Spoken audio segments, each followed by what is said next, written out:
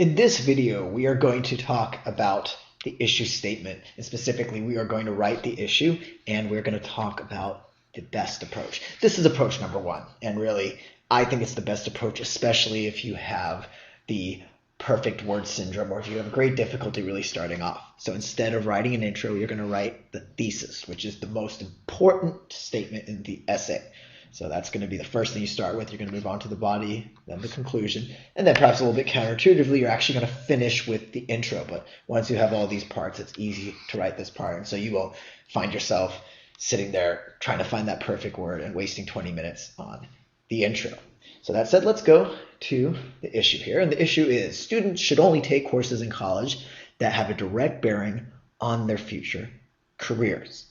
Okay, so here are the directions. The directions are usually pretty standard.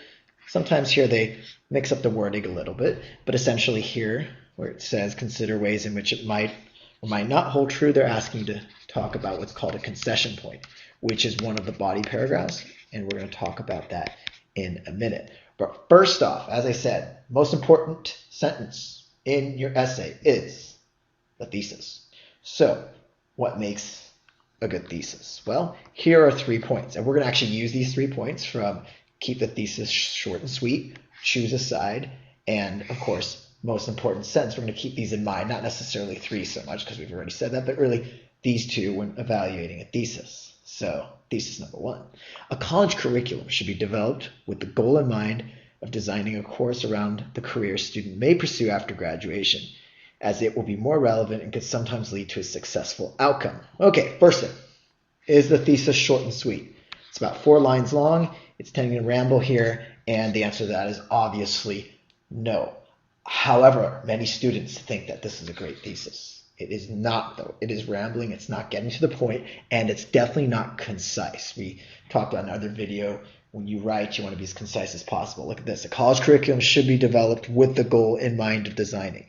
Well, college curriculum should be developed around the career of a student. We can get rid of all this extra jargon right here, as we're going to do in a second. So already it's not short and sweet. Then it has this comma here, as it will be more relevant. What is it? Is it the college curriculum? Is it the career? Is it what's going on? So it's a little bit vague. And then notice here, could sometimes lead to a successful outcome. Again, that's kind of wordy, and it's not really choosing a side. It is sort of choosing a side, but it's a little bit wishy-washy.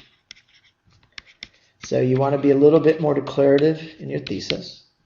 You want to say your point, and it's okay because in the body paragraph yourself, you're going to show how the issue is not always black and white. And again, that's our concession statement. But at least in your thesis, keep it short and sweet, make it clear as to which side you are choosing.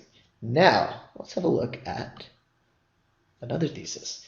A college curriculum should be designed around the career a student will pursue upon graduation. Is that short and sweet? Yes. Is it clear? Oh, definitely. There's no extra words in there. Choose a side. Well, this should be designed upon or around the career a student will pursue. That's very clear. So there. Both of those are fulfilled. And, well, it's the most important sentence, and that's definitely fulfilled. That we've done a very good job here. And that's what we're going for in a thesis, not this long kind of rambling type of sentence. So we got our thesis. Now, instead of going back to the intro, we're actually going to move on to our body. And, of course, you should know what you are writing in your body paragraphs because you have already brainstormed and outlined them, as we did in a previous video. So we're assuming you've done that, and now we go to the body paragraph. Students should only take courses in college that have a direct bearing on their future careers is what I'm going to keep here, of course, always at the top so you can remember what the issue is. Now, here's my body. I wrote this. I came up with this. This is my idiosyncratic or particular way of answering this question. Your response may differ even if you agree with my thesis or have the exact same thesis. However, it's important as we go through this body to know what I am doing. And so I, again, sort of introduce the topic, and I come up here with a hypothetical situation, hypothetical example. And this hypothetical example is a British lit student right here. And the reason I'm doing this is because we want to be as specific as possible. Be specific. Why? Well, you don't want to say, oh, a student could take a course and that course has nothing to do with their future, therefore they waste time. Is that persuasive? No, but let's read this. So let's start from here. After this introductory sentence, I have, if a British literature student's focus is, say, Chaucer and late medieval English writing, his or her knowledge of wormholes or the nuances of French etiquette is going to have very little bearing on his or her career. Sadly, the student will often be forced to spend an extra year, if not longer, struggling to complete these courses. See how specific that is? I'm communicating that same point that was very vague and general, but now it's not general and it becomes a lot more persuasive. So we're going to move on here because you can notice these little dots right here. It means that this body paragraph is not over.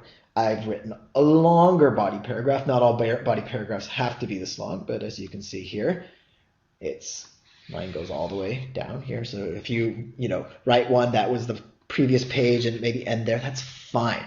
The thing is, you're trying to be specific and you're trying to be persuasive and you're trying to have logical flow. Speaking of logical flow, notice the words I used. Meanwhile, there's the transition. That student's goal of writing a dissertation, becoming an expert in the field, becomes ever more distant. So you're giving reasons why it's bad to force someone to take courses outside of their field of study. In the end, notice again another logical flow transition. It is not unheard for a student to graduate and take some job unrelated to literature just to cover the cost of an extra year of tuition. So again, we're showing the negatives of taking a course outside your study. And so now this becomes very effective. And then at this point, again, another transition. Of course, we could substitute here in almost any other major in the story is the same. So I give more specifics. Anything here from concert pianist, struggling with statistics, scientist who, oh look, has to take a British literature requirement. I'm giving, again, specific, and I'm making it not just a British literature student, but all majors. Therefore, again, I'm making this persuasive. And then finally, I have a nice concluding sentence. And this is important. When you end your body paragraph, whether it's your first body paragraph, in the case here, second or third, it has to have its own mini conclusion, a sense of finality. Here I use the word ultimately. Forcing students to take classes outside of their intended careers can not only be costly and time consuming, but can also cause them to lose inspiration. So focus on inspiration. So you can see I'm kind of going back to the thesis again. That's why it's always important to have the issue up above you or even the thesis, so you know here when you write this final sentence of your body paragraph that it matches up with what you're trying to say. So that's what we've done here. And now we're going to assume that I write another body paragraph. This is just one. This is body paragraph number 1. We're going to assume I've written a second one based on the other points I had mentioned in the previous video. I believe it was you're missing out time that could be spent actually working that field. So that would be my second body paragraph. Now I have my third and final body paragraph. And what is that going to be? It's going to be what we call a concession point. And I already wrote this down a little bit earlier in this video. And a concession point is when you take either a look at the other side of the argument, meaning that, yeah, sometimes we should force students to take certain courses. There should be requirements. Or you can qualify or limit one of your previous points. And so I'm going to take the second course here. And at one point I said, they shouldn't be forced to take a topic outside of their course of study. And I, gave the example with Chaucer and them having to study wormholes in physics. And so in this case, what I'm going to do is I'm going to say, well, there's a concession to that. There are sometimes students who are undecided. And these undecided students, well, they should explore different fields of study. So you can see I'm qualifying my first body paragraph, and that's fine. In fact, this is exactly what the GRE wants you to do. They want you to think on both sides of the issue. They don't want you to be completely black and white. They want you to see a little bit of that gray area in the middle. This shows analytical, critical thinking. And that's something you'll definitely need for grad school. So make sure you do this. Remember, this also matches up with the language and the direction. So if you don't put in this concession point, it definitely diminishes your overall score. So again, the concession point is the third body paragraph. Here it is. We've written it. And so now that we've done this, we can go to the conclusion. So again, we have the issue at the top, and this is great because we know what our thesis is. We're simply going to restate thesis, cover, maybe bring in a point or two from the body, but mainly restate your thesis. And this is key. Do not introduce new information. Don't say, oh, I have all these other new ideas I didn't think about. I'm going to talk about a student who is not able to pay student loans. And then, no, that time is over for that. We have finished our body paragraph. So we're simply wrapping it all up. That's all we're doing here. So you can see in this case, we have here Colleges today have become a ritual in which students forced of their time are required to take courses outside of their area of expertise. So it's kind of summarizing, giving us a very big picture. And then here we're restating the thesis. The cost of the system is not only wasted years for students in lecture halls, but also less time working in their respective fields. So there's restatement of thesis. And then finally, and you don't always have to do this, but this is a good parting thought. Kind of leave the reader with something to ponder. By depriving society of a motivated workforce, even if for 1 year, colleges may be doing society more harm than good. So again, I am very general. And so what I tell people about the conclusion is it's not that important. It can even be one sentence. This could have been my conclusion right here. The cost of the current college system is not only waste years for students in lecture halls, but also less time working in their respective fields. Period. It's not the best, but again, they're not looking so much at your conclusion. They're looking at your body paragraphs and how you reason. But if you do have enough time, a nice 3-sentence conclusion like this is perfect. Do not write more. This is as long as any conclusion really has to be. Okay, so we're thinking, oh, okay, we're fine. We're finished. We've done the conclusion. But remember, in this approach, we started with the thesis. So we still get to write our introduction, but that's not a bad thing because now it can flow together. We know what we're going to say. We've already written the essay. And so this is, of course, our thesis statement here in the highlighted part. And so you only have to write this part now.